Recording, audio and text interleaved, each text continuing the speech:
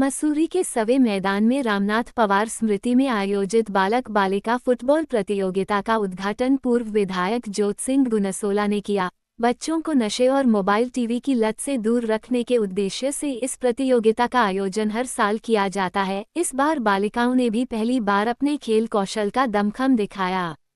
Under 16 वर्ग में मसूरी की टीम पहले ही उत्तराखंड में तीसरा स्थान हासिल कर चुकी है, जिससे बालिकाओं में फुटबॉल को लेकर उत्साह बढ़ा है। उत्तराखंड और अन्य राज्यों के खिलाड़ी भी अपने हुनर का प्रदर्शन करेंगे। आयोजक प्रिंस पवार का कहना है कि इस प्रतियोगिता का मकसद बच्चों को मानसिक और शारीरिक रूप से सुदृढ़ बनाना है। पूर्व विधायक गुनसोला ने इस पहल की सराहना करते हुए कहा कि ऐसी प्रतियोगिताएं बच्चों में खेल भावना और आत्मविश्वास दोनों को बढ़ाती हैं।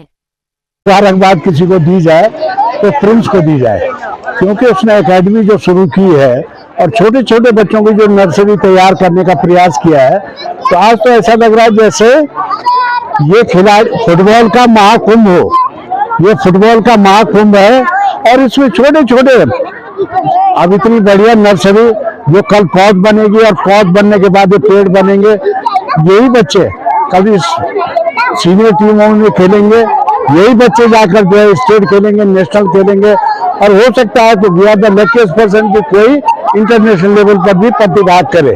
तो एक अच्छे प्रयास को हम बधाई देते हैं।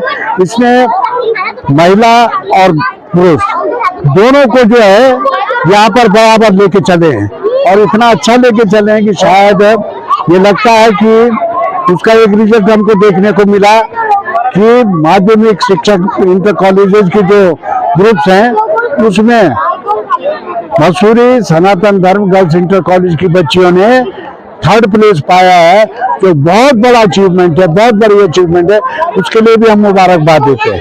और इसने अपने दादा की मेमोरी में ये यहाँ पर जो है ये टूर्नामेंट आयोजित किया, तो मैं इससे अच्छा ज्यादा श्रद्धा सुमन अर्पित करने का कोई अवसर क्या अच्छा हो। ये जो टूर्नामेंट किया जा रहा है ये स्वर्गवासी हमारे लेट रामनाथ सिंह पवार जी की जो मेरे खुद के दादा थे उनकी याद में किया जा रहा है। और कहीं ना कहीं हमने पिछले साल एक एकेडमी यहाँ पे शुरू करी थी जिसका नाम है FATCM का full form football athletics training centre Mussoorie.